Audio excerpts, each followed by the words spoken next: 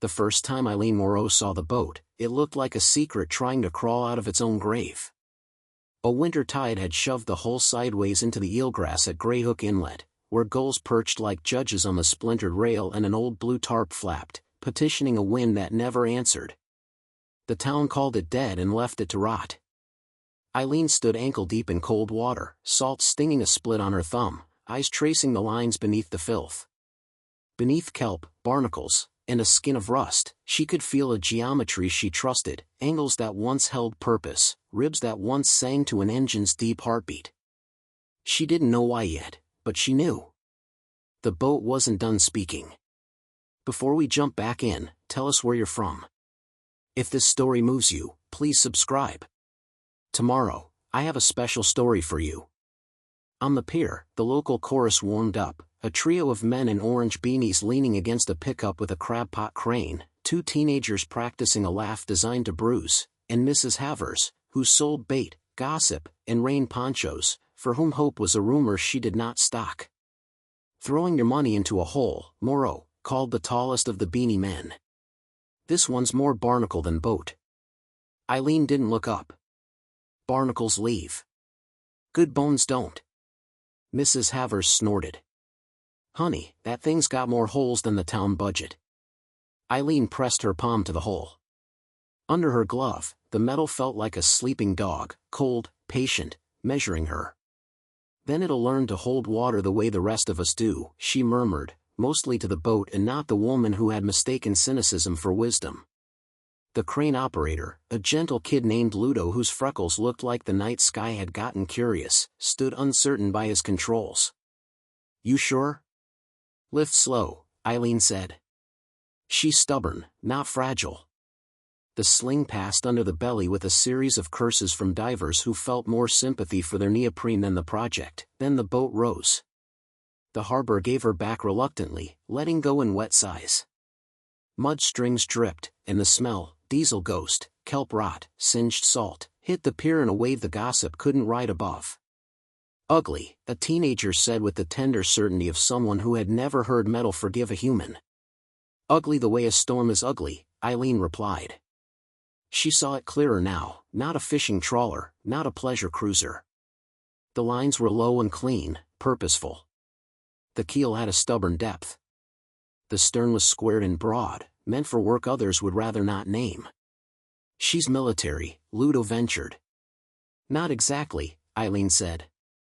She had spent a childhood moving between shipyards where her father consulted and her mother counted every bolt like prayer beads.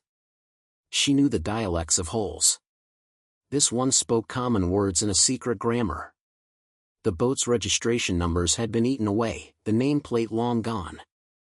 Eileen paid the tow and the yard fee from an account that had been meant for other braver dreams. She watched the townsfolk do what townsfolk do best, convert certainty into memory. By sunset, the story walking into kitchens and bars said the mechanic girl had bought a corpse and married it. She pushed the boat into the only slice of yard she could afford, the back lot of Mariner's Row, where plywood fences leaned like tired uncles and grass accepted its fate under tires. An aluminum roof threw rain at the night the way city fans throw confetti at a loss. Inside, Eileen turned on the string of bulbs she'd rescued from a holiday sale and watched the boat glow like a bruise under soft light. Let me meet you, she said to the hull as if to a dog coaxed under a bed after fireworks. Properly. She named it later, but not now. Now was for ritual, the first gallery of photographs. The first list on the grease-stained chalkboard, hull, power, fuel, wiring, deck, mystery. The first silence, longer than it needed to be, in which she granted the boat something she rarely granted herself, patience. Eileen started at the keel, the way her mother had taught her to read a stranger, assiduous, bottom first, no assumptions. The steel there was older than the rest of the boat's skin, thickness uneven, as if a different hand had welded a different history onto a later dream. The welds weren't shipyard pretty. They were field pragmatic, good, strong beads laid under pressure by someone who planned to live. At the stern, she found what her eye had suspected, an unusually reinforced transom and brackets where an engine had once hung that would make a fisherman grin and a coast guard raise eyebrows. Twin outboard mounts, heavy, angled for speed.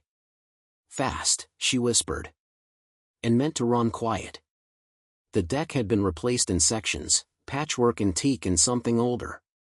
She pulled a sheet of rotten plywood and found a hatch that wasn't on any drawing a sane budget manager would approve. It was small, offset, sealed with a composite gasket that had survived where paint had not. Ah, Eileen said. So you keep secrets. She set that aside, for now. The temptation to pry at a secret too soon was a language she had taught herself not to speak. First, power. She traced corroded wiring like faded arteries, her brain building a map the way an old diver builds a reef in memory. Whoever had rigged this had knowledge and no patience for color codes. The loom led to the skeleton of an electronics box whose mounting points told a story. There had been equipment here much heavier than leisure demands. Military? No. Someone who wanted what the military had without filing paperwork. The engine, absent. The mounts told their own story of twin high-horsepower outboards now long stripped. In the bilge, under the stern, she found a small pump with its label ground off. The intake had a filter sized for something too fine for fish and too coarse for mere silt. She took a picture, annotated it, and sent it to a friend with a cautious caption. You didn't get this from me, but this looks like a tactical intake for a water jet. Or a specialized cooling loop. Either way, not your average party boat. Her friend's reply came with a string of skull emojis and a request to not involve him when the alphabet agency showed up. Eileen smiled for the first time that day. Then she slept on the shop couch under a wool blanket that smelled faintly of diesel and rain. Morning brought the old rituals, coffee scorched on the hot plate, the radio mumbling weather like a fisherman telling grief, the town waking up to claim it had never doubted her because doubt takes work. The boat waited under the string bulbs as if the night had not passed. She stripped the interior down to ribs, piling rotten deck boards like failures she had forgiven. Every screw that she freed without breaking felt like a vote of confidence. Every one that she had to drill out felt like truth insisting on its own pace. By noon, she had the interior bare enough to see the skeleton properly. The frames were heavier than a pleasure craft's, lighter than a patrol boat's. Bulkheads were not where she expected them, which meant the weight had been balanced around an intention she still didn't understand. She took a break and walked to the pier for a sandwich at the dock cafe where coffee was not a beverage so much as a dare. The taunts resumed, affectionate as a stray dog's bite. Got yourself a submarine yet? Beanie Man asked. Working on the periscope, Eileen said without slowing. The cafe windows fogged with the breath of a dozen and more theories. At the counter, Bina slid her a wrapped sandwich in a look that knew about courage in installments. What do you need? Bina asked. A day without anyone's voice in my head but mine, Eileen said. And epoxy. Bina nodded. I'll start a tab you'll never pay. Consider it a community service, keeping you too busy to fight our fires. Back in the yard, Eileen set up fans and heaters until the air smelled like plastic hope. She scraped, sanded, ground. With a chisel and a small hammer she traced the seams of the sealed hatch, the composite rings and the tiny index marks that weren't random at all. Someone had built this to be opened only under circumstances and with hands that knew the etiquette. Not yet, she told the hatch. Earn me first. For 3 days, the pattern held: strip, clean, learn, patch, learn again. The town's attention, which could be as fickle as weather and twice as cruel, drifted to new entertainments. The mayor's nephew had bought a drone and used it to deliver a pizza to his own window in a feat of self-worship that impressed precisely no one. Mrs. Havers found a customer who claimed to have seen a shark the size of an SUV. Eileen listened, nodded, and held her own weather. On day 4, she pressure-washed the hull so clean the steel gleamed in a thin line of silver that made her breath tangle. The paint had been many things: white once, then storm gray, then the kind of blue you only choose if you plan to disappear into a horizon. Under it, carved faintly into the starboard bow, she found something like a number. It had been ground down, then painted, then ground down again, but metal remembers in its bones. She took rubbings, careful as a forensic linguist coaxing vowels out of fire. Eileen had done this before, for old fishing boats whose owners wanted to make peace with a past they'd half forgotten, always with bittersweet results. This was different. The numbers were not a state registration. They were structured like a federal code, but off by a heartbeat. The last 2 digits were the wrong shape for domestic. The first 4 were the wrong century for the Coast Guard index. She cross-referenced against databases she shouldn't have access to and stayed 3 sites away from anything that asked for a login.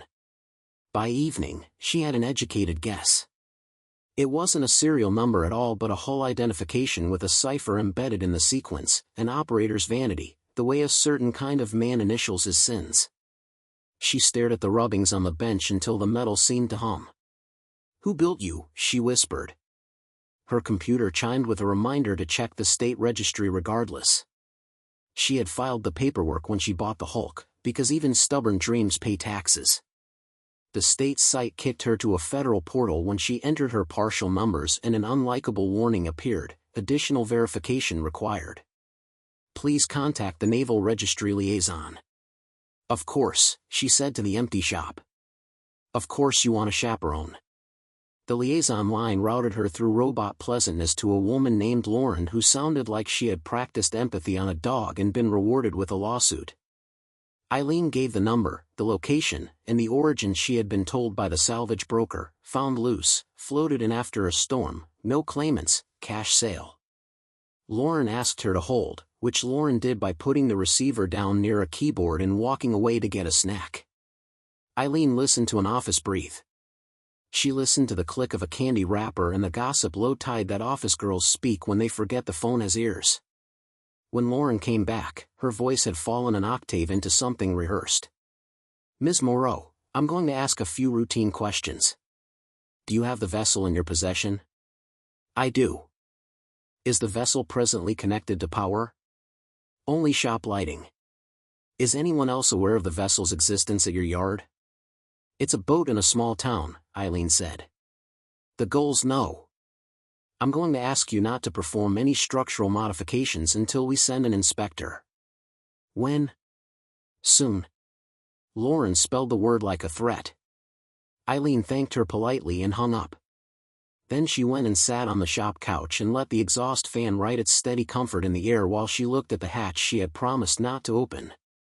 When you are a woman whose work has been called a hobby, a mistake, and an act of stubbornness, you learn to conduct a constant peace negotiation between pride and prudence. The inspector would come when he came. Meantime, Steele wanted work. She set up the welder, tuned it like a singer swallowing her first note, and began stitching together a scene near the bow where corrosion had bit with the seriousness of hunger. The arc splashed liquid light across the shop, turning her shadow into a second mechanic who moved just slower than she did. The sound, crackle, hiss, heartbeat, steadied her. Someone knocked on the yard's chain-link gate. Eileen lifted the visor, annoyed at the interruption, and peered into the glare. A man stood outside in a raincoat that thought it was a suit, holding a leather document case that had never met salt. He was the kind of handsome that made apologies into a profession.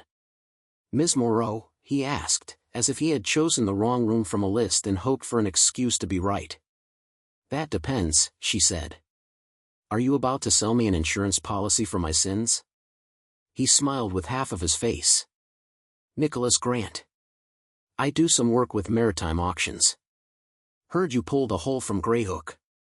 Thought you might be looking to offload before you sink more money than the tide can return." Eileen wiped her hands on a rag. "You heard fast. Small towns. Big radios. May I?" He gestured toward the boat as a man gestures at a painting in a museum where touching is a prayer denied. "Look," Eileen said. "No touching." He walked the perimeter slowly, eyes flicking the way a raven's do when stealing a ring. At the stern, he paused, fingers hovering near the reinforced transom with reverence. "Interesting mounts." "Lots of boats have interesting mounts," Eileen said. "Not like this." He did something she didn't expect. He crouched and looked under the hull with the practiced grace of someone who had lost dignity once and decided never to misplace it again. "That's not standard plate. Older steel cut into newer. Someone wanted this to survive being bad." You talk like you know why a boat lies, Eileen said. I grew up on boats that didn't know how to tell the truth. He stood. If you decide to sell, I know people who collect stories with engines. They pay well for lies that keep awake. Not selling, she said. He nodded as if the word had been expected. Then let me help. I've got access to registries that don't show up on the internet unless the internet owes you money. Eileen considered. Trust had been a rare metal in her life. She had mined it carefully and spent it only when there was no other currency. You'll get me a copy of anything you find, she said. Before I read it myself, he promised. His eyes met hers and held the way a mooring holds in a storm, not to restrain, but to make staying possible. He left with the numbers she had coaxed from the hole and the understanding that if he lied she would find him with a wrench. That night, Rain climbed the shop roof like someone trying to remember the steps to an old dance. Eileen couldn't sleep. The hatch kept whispering. At 2 a.m, she made a decision that was not courage exactly but kin to it. She set the work lights low, the way a musician dims a stage for a song that doesn't like to be watched. She collected her tools, fine picks, a heat gun, solvent, a prayer she didn't admit to out loud. She worked around the composite gasket with the kind of patience that makes surgeons and mechanics earn their hours. The index marks lined up not at 12 and 6 like virtue would require, but at 11 and 4 like a sin with a schedule. When the gasket sighed and the hatch lifted, the smell that came out was not rot and not diesel. It was the dry, stale nostalgia of air that hadn't belonged to the world in a long time. Inside was a metal tube, the diameter of a wine bottle, the length of a bad story. It was sealed with a mechanism that required a key she did not possess. Also inside, a laminated card with instructions in a font that wore a uniform even when off duty. Eileen read it twice. The words were careful not to say too much in case someone who could read them shouldn't. The card instructed the bearer to present the cylinder to a Naval Registry office or authorized agent for retrieval and processing. It listed a series of numbers and a line that made her scalp prickle. Registry Asset Tag, NQ144 Sigma. Custodial Estimated Value, $60 million. Eileen sat on the shop floor and let the number walk circles around her until it got tired. $60 million. She had to say it without laughing, the way you say a secret to a door and hope it opens. She stood suddenly and locked the shop door, then locked the lock she never used except when she needed to remember she owned this space. She took pictures. She wrote down everything twice. She tucked the cylinder back where she'd found it, closed the hatch, and resealed it in a way that would break clean if a judge asked. Her phone buzzed. Nicholas. Don't open anything. I found a thing. Call me. Now. She called. He answered on the first ring. I don't want to say this over a phone, he said, which is a sentence designed to melt bones. But you've got something that went missing in 2004 and got lost in paperwork because losing it on paper was safer than admitting it was lost at sea. What is it? Not what? Whose? The whole number maps to a small class of clandestine courier vessels used by a contractor that didn't exist until it got dissolved. Your boat carried sealed containers for transfer between naval assets and covert research platforms. One transfer is tied to a Sigma tag with an obscene insurance policy.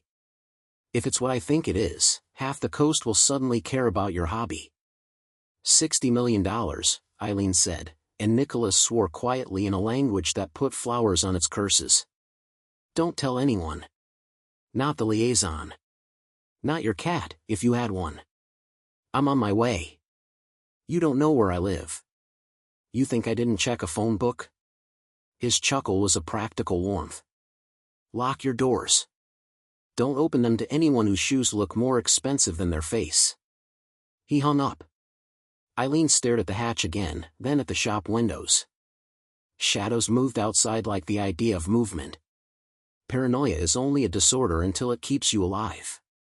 She turned off the lights and sat in the dark, listening to rain, to her own heart, to the slow recitation of steel cooling. Somewhere in the night a car idled too long by the chain link and then decided it had better places to be. Morning again. Coffee. Weather. The shop smelled like decision. Eileen wrote a new list on the chalkboard in a different handwriting than the one she used for manageable tasks: security, registry, Nicholas, Lauren, lawyer, Ludo, for muscle and pizza. She had just set the cylinder on the bench again, because sometimes you need a problem to stare back, when the chain-linked gate rattled with the urgency of someone for whom knocking is a social experiment. Eileen peered through the peephole she'd installed after a client paid her with experience. Two men stood at the gate, silhouettes you could cut a finger on. Their haircuts were either military or sculpted to imply it. Their raincoats did not trust this town. One held up a badge that did not quite catch the light. "Ms. Moreau," the taller one called. "Naval Registry. We've been dispatched to secure the vessel in your care." "What's your supervisor's name?" Eileen asked through the metal. "Lauren," the man said. "Please open the gate." "Lauren's not a supervisor," Eileen said. The man's smile didn't change. "She is today." Eileen's skin did a small, precise crawl. She slipped her phone from her pocket and texted Nicholas. "Registry at the gate. Don't look like paperwork. What color are enforcers this year?" Nicholas. "I'm 5 minutes out. Don't open. Real registry won't come without a uniformed deputy." Stall. She turned the deadbolt halfway so it would make the satisfying clunk of obedience without surrendering anything. Then she raised her voice into the rain. "I'm alone. This is a 20-foot hole in a 60-foot mess. If you want to secure something, start with my coffee. I'll buzz you in when my lawyer arrives." "We don't need a lawyer for an inspection," the shorter man said. His smile tried to go up and failed, slipping sideways into something that had seen too many mirrors and learned nothing. "What's the value of registry asset tag NQ144 Sigma?" Eileen asked. The taller man blinked. The shorter one showed his teeth. "Irrelevant information." "Then you're not registry," Eileen said softly. The taller man's knuckles whitened on the badge. "Open the gate, Ms. Moreau." "Now." "No," Eileen said with a calm she had inherited from her mother and practiced like a religion. He reached into his coat. Eileen's whole body understood a move it had never practiced. She stepped back from the gate, hands steady, adrenaline doing its slow, hot river through muscle. "Trespass will be reported," she said, and pressed the alarm button she'd installed above the light switch, the one that shouted an ugly siren through the yard and sent a text to two friends who liked opportunities to run toward things. The siren startled goals into curse circles. It startled Mrs. Havers into phoning someone she disliked. It startled the men into deciding this would be easier later. They left. The idling car down the block left with them. Eileen watched them go while the siren ran out of breath, then turned the shop lights back on because darkness lets fear invent faces. She texted Ludo. "Bring a friend. And pizza. And your most reversible jacket." She texted Lauren. Two men claimed to be registry without a deputy. One had a badge that thought it was fancier than it was. "If you're sending someone, send a uniform or don't bother." Lauren replied with a typing bubble that took a tour of the alphabet and returned empty. Then, "Please do not engage with unauthorized persons. An inspector will arrive at 1600 with a county deputy." Eileen sent back a thumbs up the size of a coastline. Nicholas arrived in a car that had opinions about itself and parked it 2 blocks away like he knew how to do math with attention. He entered through the alley gate, moving like a man who expected to owe apologies to someone someday and wanted to keep the list short. He looked at the hatch. He looked at the cylinder. His face did a thing people's faces do when a number exceeds their previous record. 60, he said. Million, Eileen finished. He rubbed the back of his neck. That's more than money. That's a magnet for the kind of problems you only solve with a bigger problem. Tell me what it is, Eileen said. I can't be sure without reading the asset tag against a database I can only access if I marry my conscience to a felony, Nicholas said. But Sigma tags in that range have been used for one of 3 things: recovered tech from a classified test, private sector research that went feral, or something the Navy would like to pretend it never paid for. Technology, Eileen said. Not gold. Could be gold, Nicholas conceded. If the gold does something men aren't supposed to do with gold. She laughed, a clean sound in a room that had been practicing tension. You're terrible at reassuring people. I'm excellent at telling the truth before it gets expensive. He leaned close to the cylinder without touching, the way one leans toward a sleeping child to confirm breath. See the seam? There's a tamper ring designed to break if you look at it too hard. If you open it wrong, it records the wrong and voids chain of custody. If it's what I think it is, custody is a religion. And you just became its newest heretic. Eileen felt her heartbeat settle into purpose. Fear was a tool. It sharpened focus. At 1600, she said, we get the registry and a deputy. We do this loud and legal. We log everything twice. We insist on a receipt that glows in the dark. Nicholas nodded. And between now and then? Between now and then, Eileen said, we make sure this boat remembers it belongs to me. She returned to the work. Nicholas fetched coffee that tasted like respect.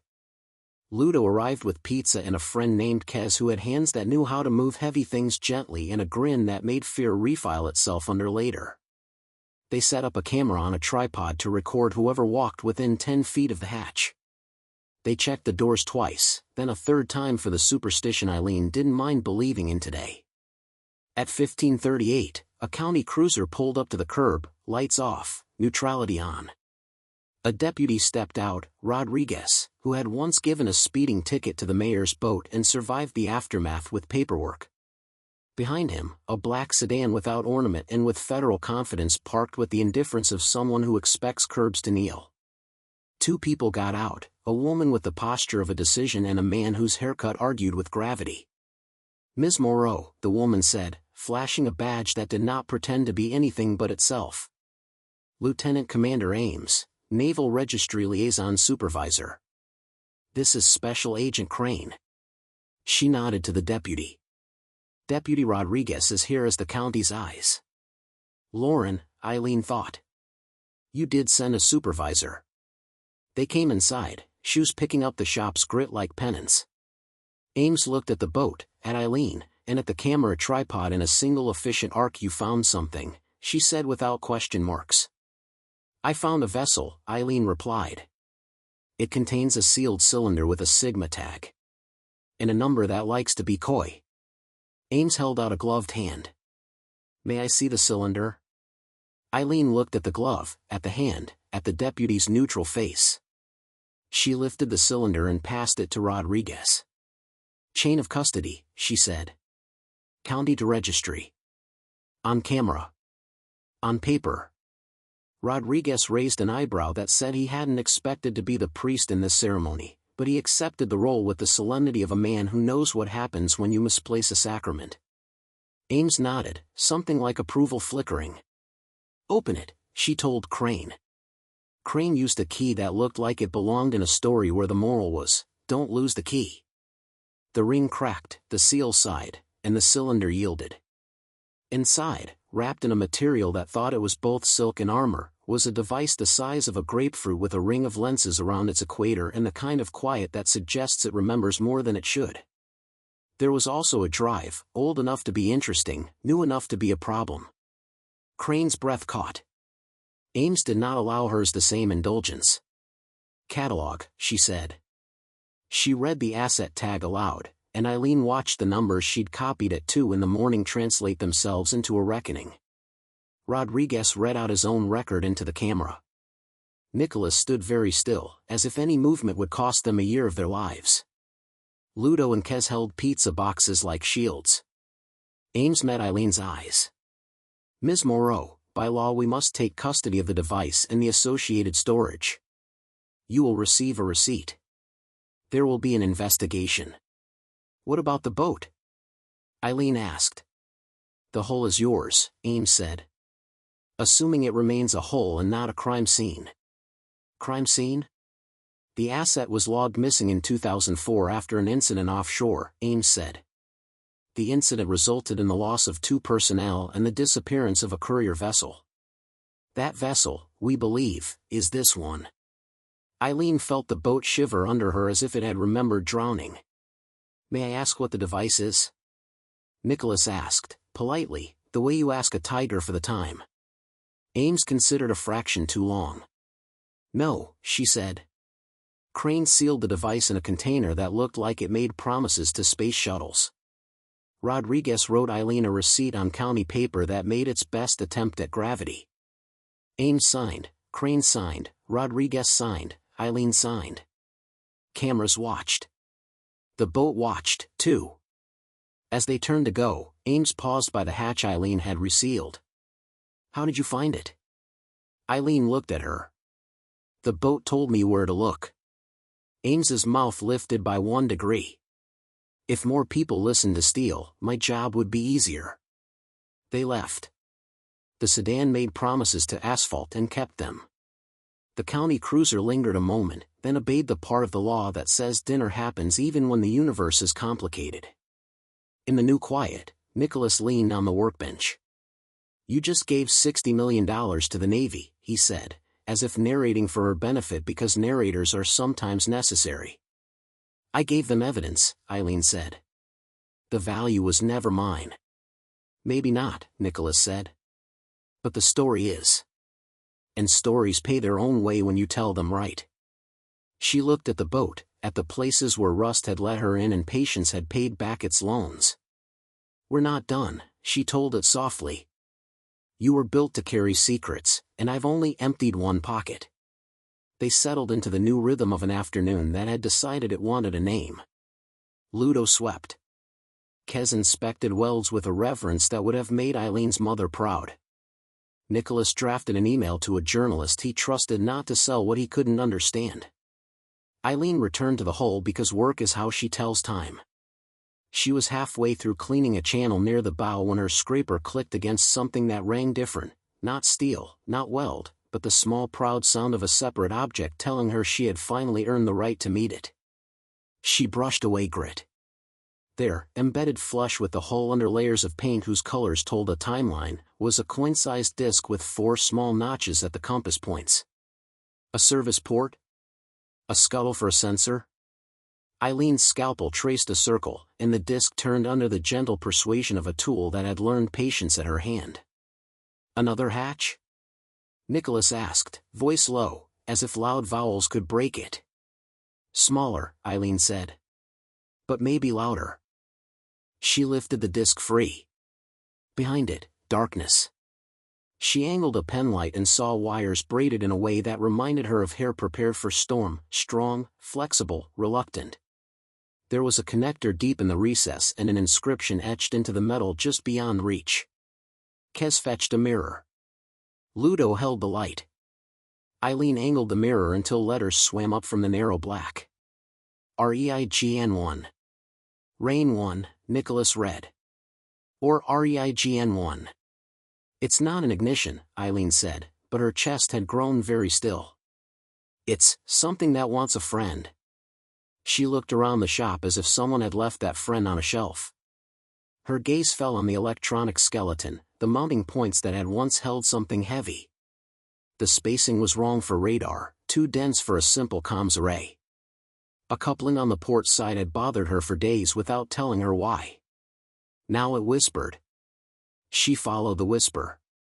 The coupling opened to a conduit she had assumed was a drain. It bent in a clean right angle toward the bow, toward the coin port she had just uncovered. She dropped a line through and felt it catch on something that yielded like restraint. Eileen's phone buzzed. A text from an unknown number. You found Rain 1. Do not, under any circumstances, energize the circuit. We are en route. Lock your doors. She stared at the screen. The message vanished. Spam? Ludo asked, trying to keep his voice in the ordinary lane. Wrong department of Strange, Nicholas said, eyes already scanning the street beyond the high window. Eileen felt the boat under her boots as if it had become a living thing rearranging its breath. She reached for the main breaker to throw the shop into a safe dark, and the shop lights flickered before her fingers touched the switch. Every machine in the room went quiet for the space of a held inhale. The penlight in Eileen's hand, which had no business doing anything but shine, pulsed once in her palm and then steadied. The boat hummed, a low, almost subsonic tone like the sea remembering a name. "Eileen," Nicholas said, not softly now. "Someone just switched something on." She turned to the door as the chain link rattled. Not the cautious knock of a deputy. Not the paper-heavy patience of registry. The gate shivered as if something on the other side had decided that locks were an opinion it did not share. Eileen stepped between the boat and the door, breath steady, jaw set, the penlight circle of white riding the coin-sized port like a thin moon. Beyond the chain link, engines growled, tires hissed across wet asphalt, and a voice she didn't recognize spoke her name like a verdict. "Ms. Moreau," it called. "Open up. Or we'll cut the whole place down to the studs." The boat's hum deepened, a second tone joining the first like harmony, like warning, like a thing waking up that had promised never to wake again. Eileen looked at Nicholas, at Ludo, at Kez, at the three people who had chosen, somehow, to be inside this moment with her. The shop lights flickered once more, steadied, and then. This story took us a long time. If you like it, subscribe. Now, back to the story. The shop lights steadied into a hard white that flattened shadows into statements, and Eileen felt the boat hum under her boots like a throat clearing before a verdict. The chain link rattled again. A bolt cutter bit the mesh with a sound like teeth closing on a penny. "Ms. Moreau," the same voice called, nearer now. Final warning. No badge named itself. No deputy's calm silhouette framed the gate. Just rain slickers and impatience. Eileen's mind broke the moment into screws and tasks. Lock. People. Power. Evidence. She nodded toward the breaker. Ludo reached it first, eyes on her, waiting for a signal. She shook her head. The boat's hum said the room had already chosen a mode. Killing power now might feed the wrong hunger. "Everyone back," she said. Nicholas, Ludo, Kez moved without asking why, because fear had taught them to invest in her voice. The bolt cutters finished their lesson. The gate swung inward and three men stepped into the yard with the confidence of people who've only ever been interrupted long enough to reload. They carried no visible insignia. Their boots had city on them, not tied. The first one, voice man, stopped short when he saw the camera tripod red dot blinking. He smiled anyway. He liked being watched. Afternoon. Eileen stepped out from the whole shadow so they could not pretend they had found the shop empty by accident. "You have business?" "We do," he said. "You have something that belongs to a client. We'll be taking delivery today."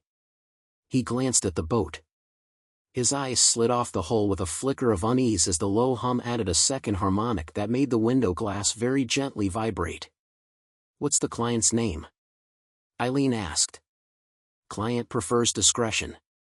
"Discretion doesn't open doors," she said. "Names do. Suit yourself." He lifted two fingers. The second man peeled off toward the shop door, the third moved to block the alley exit. The choreography was tidy, practiced. Kez shifted, just enough to bracket Eileen's left. Nicholas took right. Ludo planted himself by the breaker with his best impression of a lamppost that could punch. "Stop," Eileen said, and the word left her mouth with more weight than she had put into it. The boat hummed harder for a heartbeat, like an amen. Voice man laughed softly. "You going to throw a wrench at us?" "Worse," Eileen said. "I'm going to count to 1. He frowned as if trying a foreign coin in a vending machine. "What?" "1, she said. She hit the alarm again. The siren's howl climbed the shop walls. Floodlights she'd never wired to the same circuit snapped on over the yard, pale, clean, unblinking. For a second, everyone flinched, even the camera.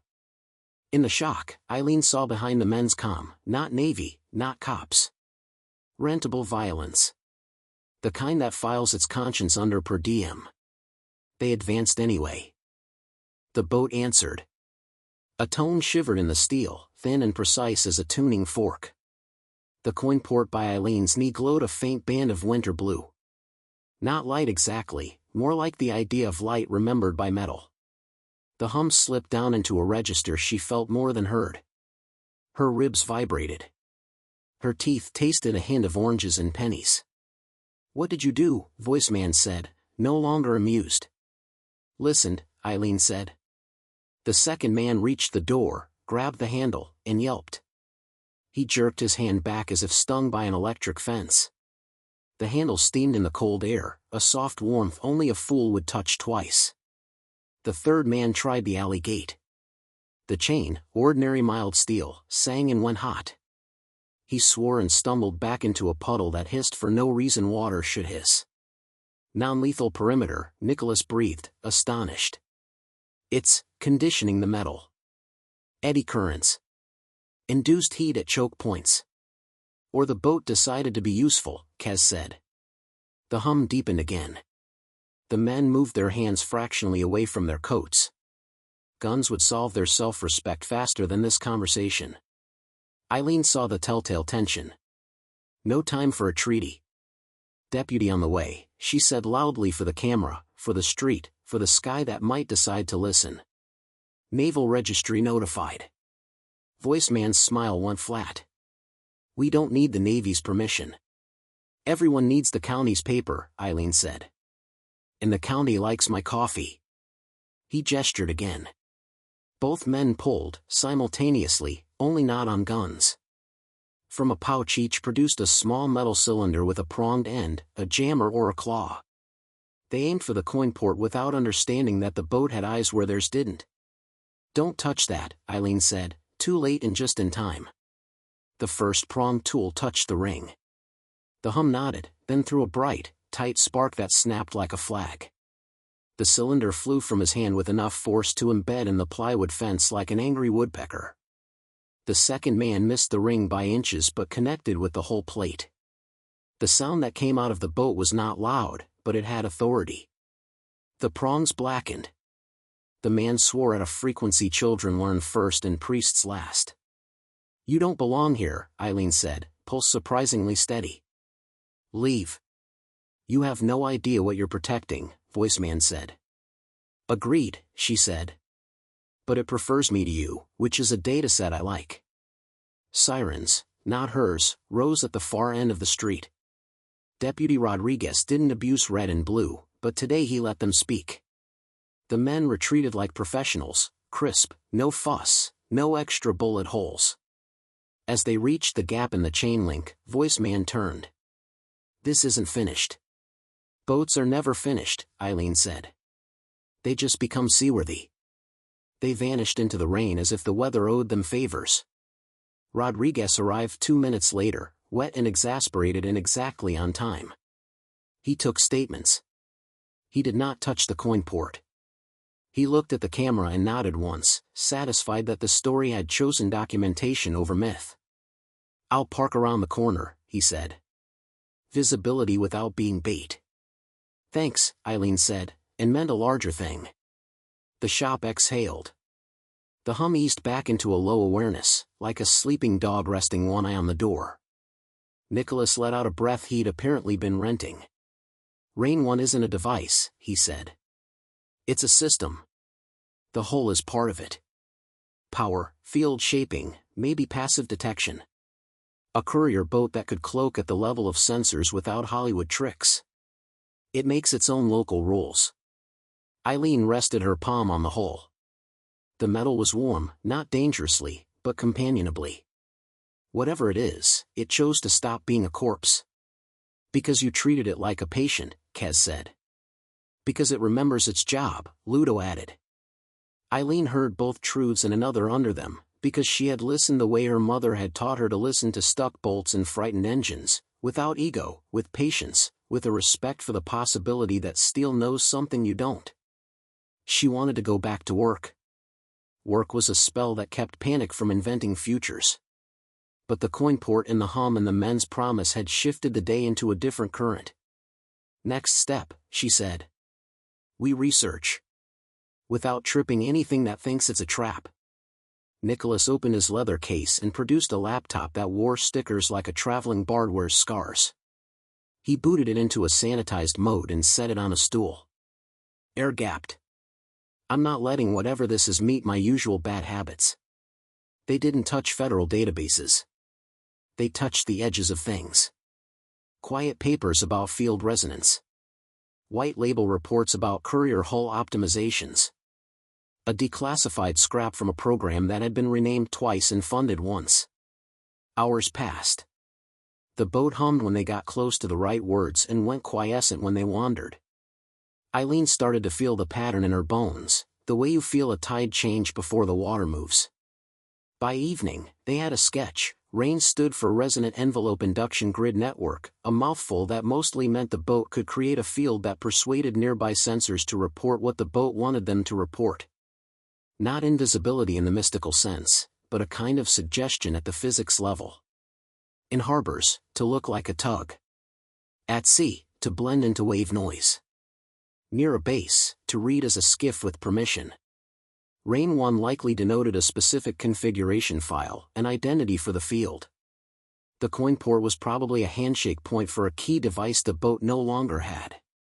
The cylinder they'd surrendered had been one such key, or the black box that took notes on where the lies were told.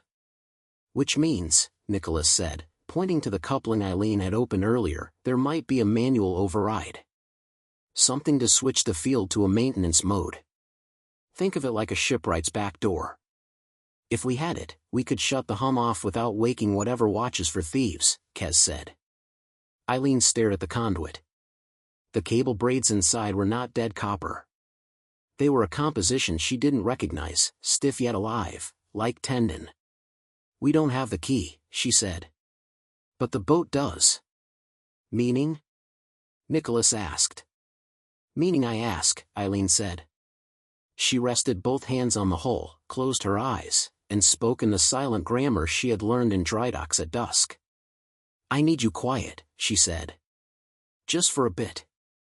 So I can open you without selling your soul. The hum thinned more, like a singer finding the highest note and letting it fade. The coin port's blue aura softened into the suggestion of frost. Okay, she whispered. She slid a slim probe into the coupling and rotated 1/4 turn. The conduit flexed. A click answered, faint, like a lock relenting. The hum stopped. The sudden quiet rang. The shop's ordinary sounds rushed in, the clock's nervous tick, the rain's old gossip, Ludo's breath. That felt like trust, Nicholas said. Eileen nodded, throat tight. Let's not spend it carelessly. They worked late. With the field asleep, metal behaved like a citizen again. Eileen could access compartments that had denied her fingers. Behind the forward bulkhead, she found a sealed locker with 2 latches that had been welded over and then painted a dozen colors of secrecy. She ground the welds carefully, coaxed the latches open, and lifted the door. Inside, a pelican case, military green gone almost black with age. She lifted it, surprised by its weight, and set it on the bench. The latches fought and then forgave. The lid opened on foam cutouts hugging devices that would have looked like science fiction 20 years ago and like artisanal retro tech now. One was a puck the size of her palm with a 5-pin connector that matched the coin port. Another was a handheld with a tiny screen and buttons labeled in acronyms that only smiled if you had clearance. Beneath them, wrapped in waxed cloth, sat a stack of envelopes sealed with the same symbol as the Sigma card. Don't open the envelopes, Nicholas said, reading her mind and also his own curiosity. Chain of custody, Eileen echoed. She closed the pelican case, satisfied it would sleep through the night under the bench like a well-fed secret. They relatched the forward locker. Eileen reversed the 1/4 turn on the coupling. The hum returned, softer this time, as if the boat had recalibrated its trust to include them. When at last the hour got thin and even adrenaline craved a chair, they took turns dozing while someone always watched the door. The boat hummed them toward morning. Day broke with a sky like unpolished pewter. Rodriguez tapped the window, saluted, and went to bully a cup of coffee into usefulness. A gull with a missing toe landed on the fence like an omen who had rewritten his own script. Ames called at 9. "We've traced the procurement path," she said. Rain 1 was a proof-of-concept platform contracted through a shell company that sank itself deliberately. The device you surrendered confirms chain of custody into a research program with no name we're allowed to say. "We'll need the boat for a while." "No," Eileen said. Silence on the line. "Excuse me?" "The hull is mine by salvage and purchase," Eileen said. "You can test on board. You can park a van outside that hums louder than my welder. But you don't take it. You already took your $60 million. Ames did a thing Eileen hadn't expected. She considered. "That's negotiable. But only if we're sure it won't get stolen out from under you. You realize it's a target." "I realized yesterday," Eileen said. "I'm installing cages." "Cages?" "Welded ones. For the doors. And a camera that streams to 3 lawyers and the mayor's cat." Ames exhaled. "We'll send 2 sailors with nothing better to do than look official. In return, we'll keep anyone with bolt cutters from trying your patience." "Deal," Eileen said. "And I want copies of anything not classified into oblivion. The boat deserves to know its name." Ames surprised her again. "We owe it that," she said softly, and hung up. 2 sailors arrived an hour later. They wore their uniforms like patients and carried themselves like men who knew how to sleep in chairs. They took up residence by the door with a thermos and a paperback and the kind of eyes that make trouble decide to try another shop. Eileen returned to the hole.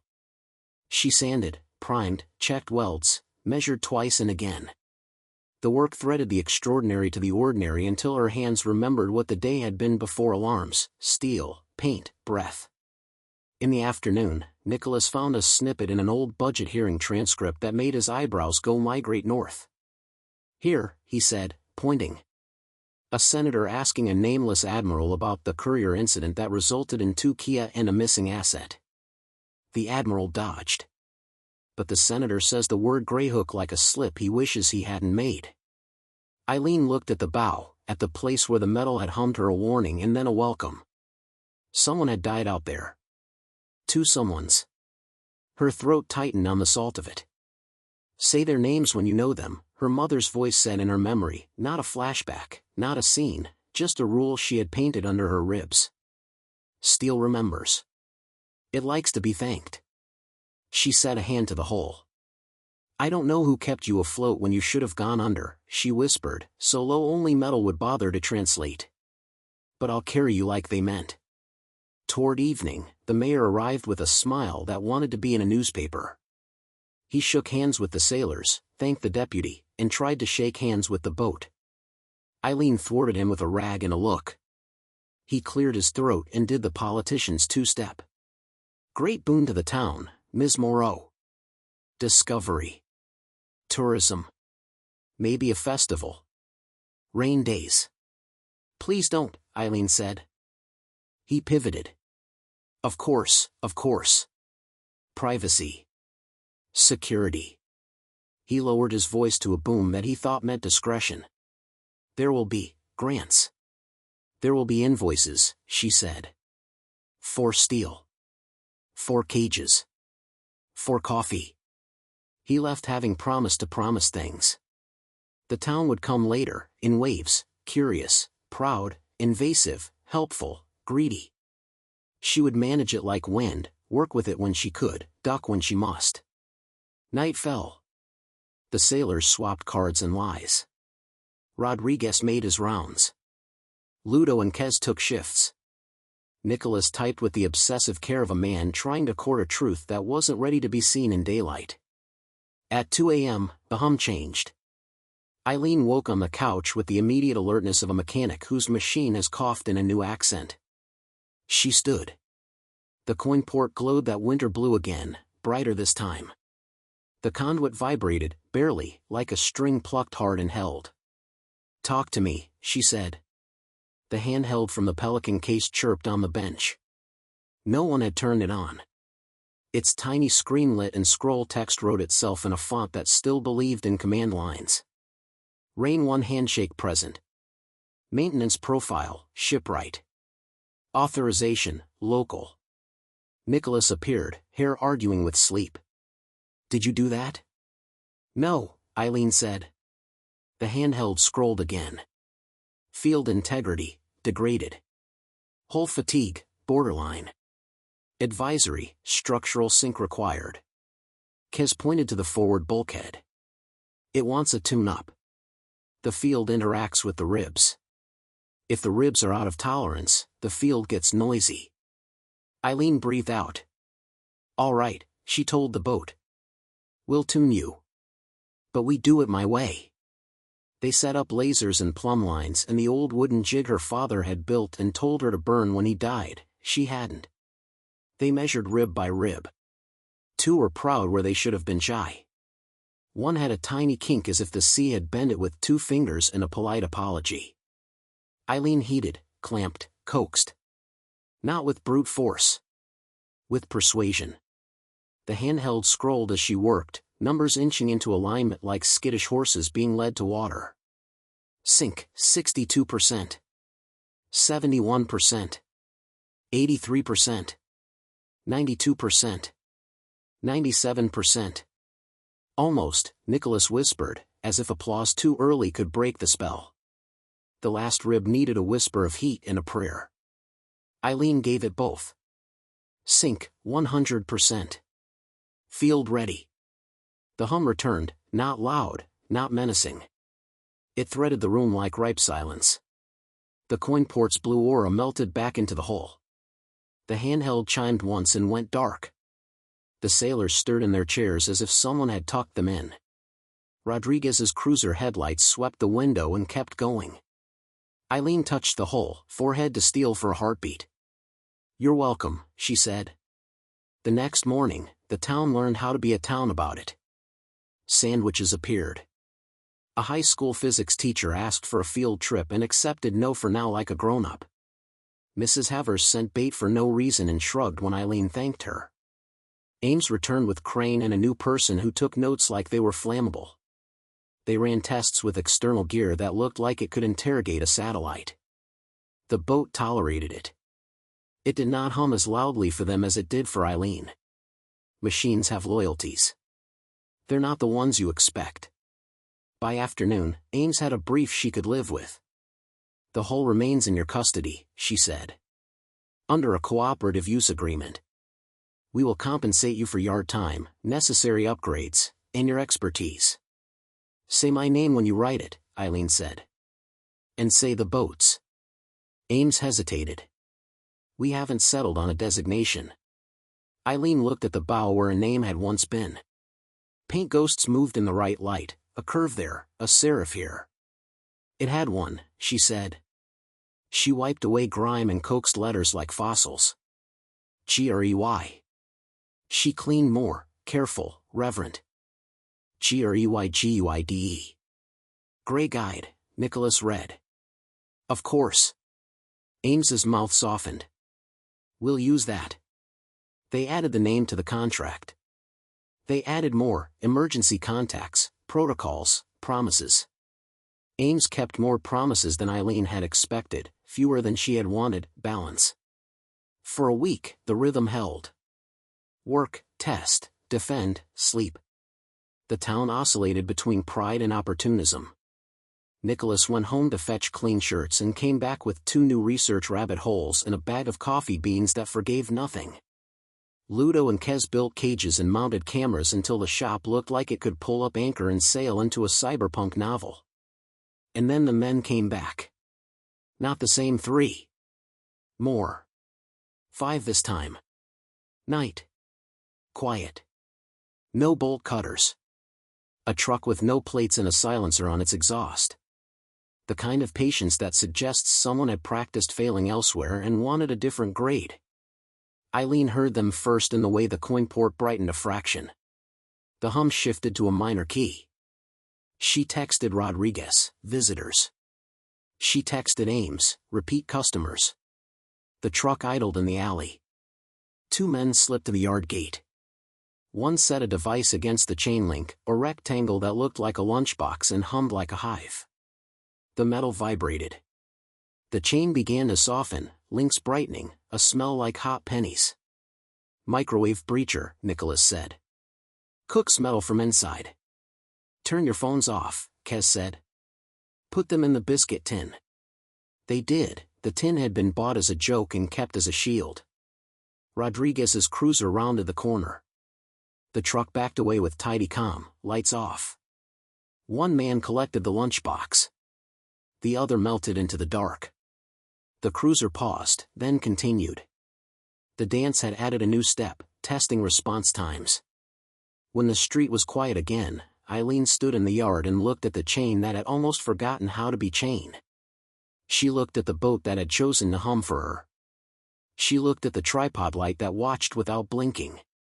This place was never meant to be a fort, she said softly. But tonight it is. The next day, she made a decision. Not out of fear, out of tide. You don't wait for a storm to decide what kind of sailor you're going to be. She called a tug.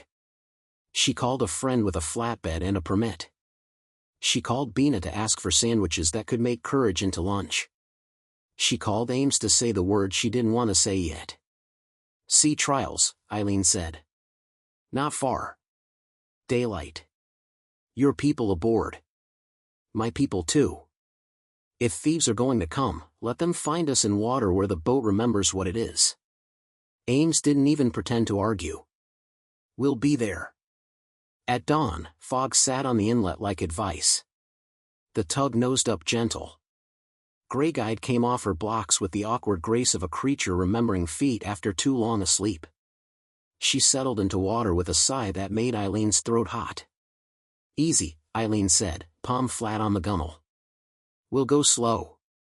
They had rigged 2 new outboards for the day, leased, insured, and leashed to a kill switch on Eileen's wrist. The hum threaded itself around their startup like a conductor clearing a throat. Rodriguez waved them off from the pier. Half the town pretended to be casual along the railings. Mrs. Havers cried and blamed the wind. Ludo hooped with a sound that confessed he'd been scared and loved it anyway. Ames and Crane stood near the stern, hands behind backs, bodies making peace with whatever came next. The 2 sailors from the shop had claimed seats like old friends on a porch. Nicholas leaned in. If rain is still tuned, any hostile sensor within a few miles will see us as a crabber with a leaky radio. Or a gull with ambitions, Kez said. Eileen eased the throttle. Grey Guide moved. Not fast. With purpose. The hum aligned with the engine's note until the 2 became one song. Out past the breakwater, the fog thinned. Eileen could see the line where the inlet's patience met the sea's old arguments. Field test, Ames said quietly. Crane nodded and tapped his handheld. The coin port woke a soft blue. Maintenance profile, Eileen told it. Shipwright. Local. The handheld blinked obedient. The hum adjusted like a singer finding a harmony above the main line. Let's see if we disappear, Nicholas said. Crane's screen showed the return from a buoy's radar. Eileen watched the little blip that was then become a smaller blip, then a smear, then part of the sea clutter. The buoy thought they were weather. Ames exhaled. Still works. Grey Guide seemed to stand taller in the water, as if the acknowledgement had oiled something pride wanted to keep from squeaking. For an hour, they traced circles and figure eights. The field behaved. The outboards hummed. The boat learned their hands and let them learn hers. Then the truck came back. Not as a truck, but as a fast boat launched from a ramp no one saw. Gray hull. Low. Clean. Purposeful. The kind of vessel that wears the word interdiction under a sweater. They found us, Kez said, almost admiring. They followed the tug's chatter, Nicholas said. Or they watched the pier. The fast boat cut across the inlet, ignoring whatever laws water has besides gravity. It aimed for Grey Guide with the hungry precision of a dog invited to a table that wasn't set for it. Ames lifted a radio, said words that make other radios sit up. The fast boat did not care. Field? Eileen asked. Crane's fingers danced. They're close. Too close for a full envelope. We can blur, not vanish. Blur them, Eileen said. And keep us honest. The hum shifted. The air around them felt thicker, as if they'd driven into heat shimmering off asphalt. The fast boat's bow wave fractured oddly. Its driver frowned at an instrument he didn't trust. He's switching to eyes, Kez said. Eyes are harder to lie to. Unless you give them too much to look at, Nicholas said. Eileen eased the throttle and felt Grey Guide answer with the quickness of a body that had been taught to sprint on respect. They didn't outrun so much as outangle, using tide and wake like allies. The fast boat adjusted. The distance closed. A man on its bow lifted something that had too many antennas to be friendly. Not again, Eileen muttered, and flicked the kill switch on her wrist twice, a code they had agreed on with the outboard's temperaments. The engines dropped to idle for a breath, then roared back. Their wake bucked. The fast boat hit it wrong and bounced hard, bow skyward, prop chewing air. Crane hooped, then remembered his badge. Continue evasive maneuvers, he said, deadpan, and Eileen almost liked him. Ames came to Eileen's shoulder, voice low. If they board us out here, it becomes a jurisdiction mess. We need to put them on a choice. Harbor line?